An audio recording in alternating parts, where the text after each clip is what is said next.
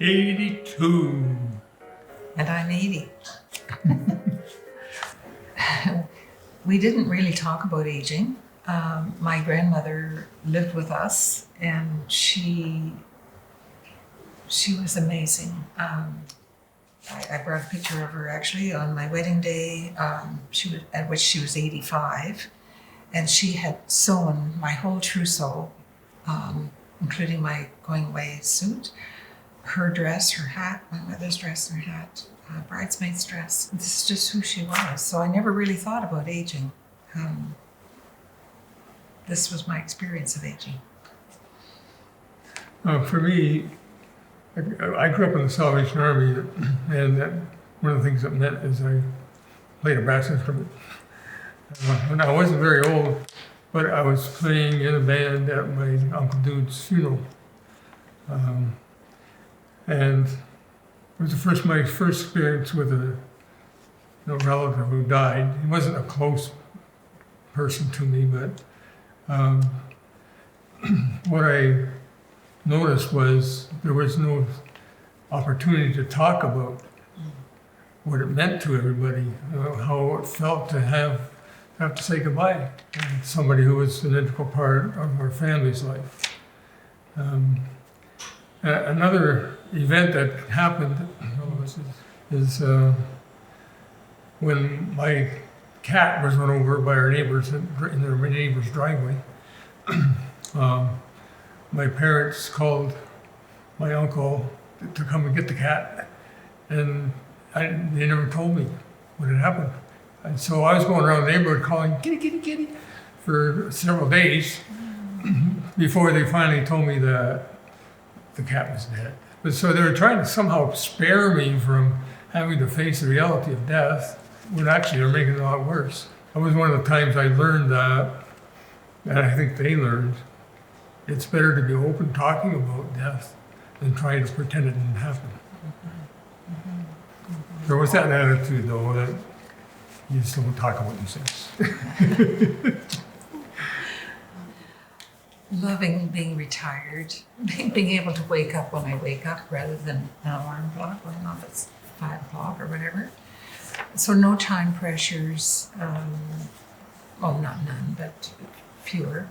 More time with family, time to do things like gardening and my fitness classes and Meals on Wheels and all the other activities that we're involved with. And especially time with grandchildren. If we hadn't retired, we wouldn't have had time with them when they were really little. And just time to be more reflective and mature in my thinking. The aging has allowed me to,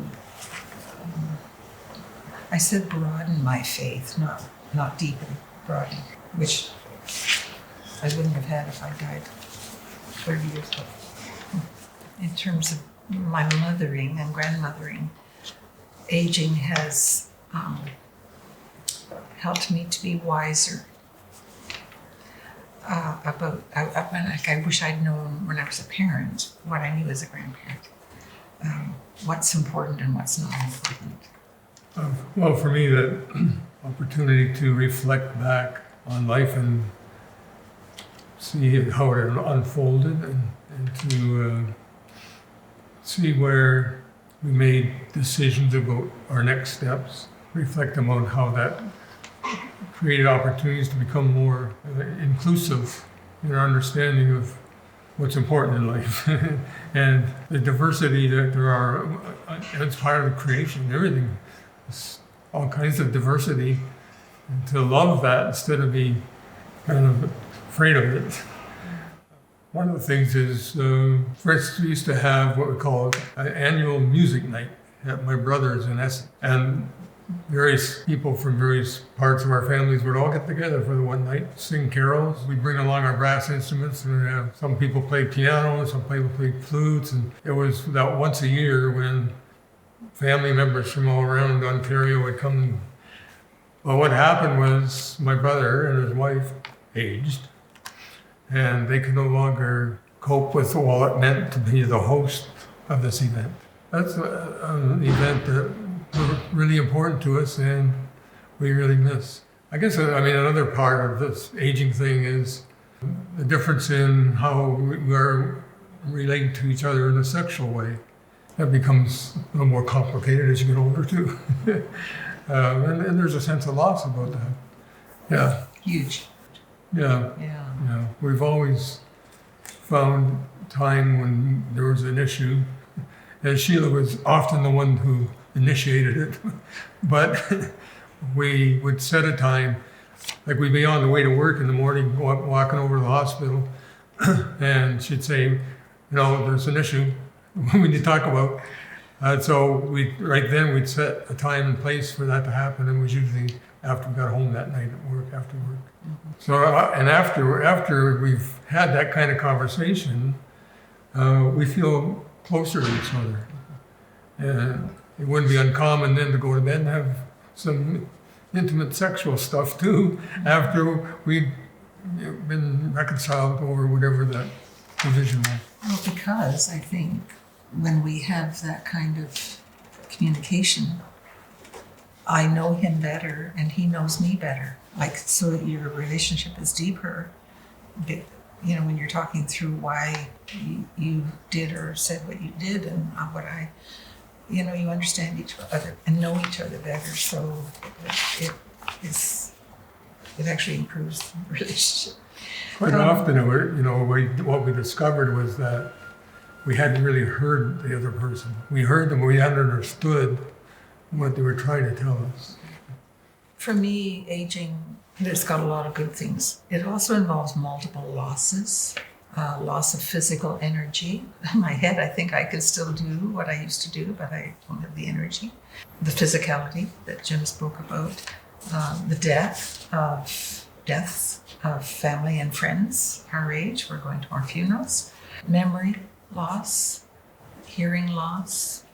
And this was huge for us, I think, the loss of identity that came through our work. We had a pretty significant presence and impact at the hospital. And then you're retired, and it's like, and especially we moved to a new community, so nobody knew us, nobody knew what we had done with our lives. So it was a loss of identity and loss of being valued by society. We were just retired. Yeah, retired. So there are a lot of losses involved with aging. Yeah. What I said was how quickly it came, and just how short life is. Like when you're young, I can remember thinking like life was just going to go on for decades sounded like a long time, but all of a sudden it seems. I guess it's surprised me in retrospect, adapting to, for instance, living in a digital world is quite exciting. So being older gives me more time to actually spend on my phone or my computer, learning how to use these new tools. And that's quite exciting. I love what I can do on the computer and how I can contribute even at the church to our live streaming of our services, being a source of help to some of the older folks in the congregation who need some help with their laptops and stuff.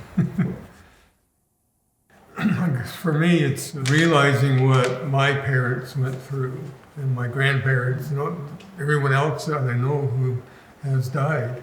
At some point, they faced some of what I'm facing now. And I never realized what they were going through at the time. So it's given me an appreciation for the journey that they were on, even though they didn't share it with me at the time.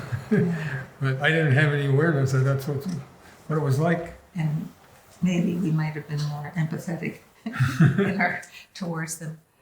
That we know gratitude for me is such a huge thing. Like I have my dining room wall. It's all about being grateful.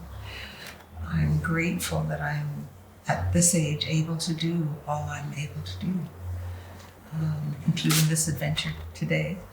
But gardening and my classes, my exercise classes, and I also really see aging as just a normal part of the life process for all living beings. So whether you're talking about a plant or an animal or a human being, like it's just a normal part of.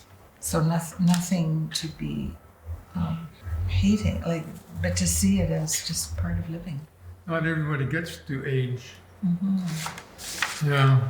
Well, my mother died at 61 of cancer, and there's all kinds of stories like that of people just isn't fair. Very fortunate to be 82 and still be well enough to be engaged in meaningful aspects of life, and there's some truth to the notion that age brings wisdom. You've got enough to reflect back on and learn from, and now use that as part of who you are to be that source of that kind of thing to others. I'm not afraid of dying. That's not a fear, especially having worked on palliative care. I'm afraid of being incapacitated. Jim's aunt, Rita, with whom we were very close, she became completely paralyzed. So she couldn't, for instance, turn herself over in bed. She couldn't scratch her nose or blow her nose. I don't want to be in that shape. So I fear that kind of thing, not the dying process itself, or not dying or being dead, but that incapacitation. And the fear of saying goodbye, especially to our kids and our grandkids. We were just talking when we were walking yesterday about that, like how, just even talking about these questions with our daughter, she's, better not put this out in public, but she's in tears. I don't want to talk about it. So how is she going to deal with it when we go? I don't know. Anyway, we worry about that kind of thing. Yeah, I think, well, there's a lot unknown about this process. The fear of one of us going first. One of us, we talk about maybe we should just go together. That's what we've decided. We're going together. We share this fear of, I think, being the one left without the other. That's really quite frightening. And we are in touch with a number of widows and widowers, and it's not easy. And it doesn't get any easier in lots of ways. Although the grief itself does tend to resolve over time, the sense of missing that other person is forever until you go, right? Mm-hmm. So I think that's the biggest part of what the fear that I have is living on my own and being lonely. We hear that word lonely from a lot of them, right? I had it this week, right? Yeah. People that, been widowed for 5 years, still saying I miss him every day, this kind of thing. I put 3 things down. I have kept boxes of little scraps of paper with things that our granddaughters said when they were with us, when they were toddlers. And I scribbled down things and put them in the box. I want to create some kind of a book or digital thing with those sayings that the children said and a picture with them. So for them to have before we go or after we go. And I would like, similarly, I want to go through the house and I want to leave something for everybody. Like a picture for. Well, like I have a little tiny blanket that was my mother's. She gave it to me, and I would like to give it to Chelsea. She doesn't know that yet. That's a granddaughter. When she would stay with us when she was little, she'd always get that blanket and tuck it between her body and the sheet. She just loved that blanket as a little one, so I want her to have that. Some things like that. And I'm thinking I might like to write out my story, my life story, just filling in some details so that our kids will know those details that they don't know now. But 3 keys to aging well, I've discovered: good nutrition, exercise, and socialization. My sister this morning had hip replacement surgery. She fell yesterday and broke her hip. She's also got Alzheimer's. She didn't have any of those. She wasn't eating well, had no friends, and never exercised. So I think those three things are key to aging well. So Where we walk and we walk every day. skate and whatever. Yeah. Well, like I'm at the church, there are all kinds of stairs there. So I use any excuse I can to, and I don't just walk up the stairs, I run up the stairs. Well, and August and September, we're out in the fields every day with our nets, tagging, catching and release, tagging monarch butterflies. And by the end of September, we're in the best shape of the whole year. We've had over 200 monographs recovered in Mexico that we tagged here in Canada, in Ontario. Yeah. As soon as I saw that question, I said, enjoy today. I guess because I thought life was going to sort of go on forever, I didn't really learn to appreciate the day. I didn't have children at 25. So a little bit older, what I would say to myself as a young mom, just relax and enjoy the kids. You know, like, don't worry about the house or, you know, the spills or whatever, just enjoy them. I would say at this point in your life, you may think that you've got forever to live still. Life is going to go on and on.